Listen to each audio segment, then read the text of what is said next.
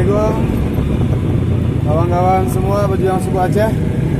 Sekarang ketua OKW dari Baitul Shalihin Telekaring menuju sebagian anggota kita, kawan-kawan kita yang sedang belajar dakwah, belajar silaturahim di Menasah Panggung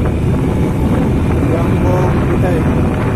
Kawan-kawan yang di Menasah, tentu ketua datang akan cerita sedikit pengalaman tadi bagi tentang bersih subhanallah.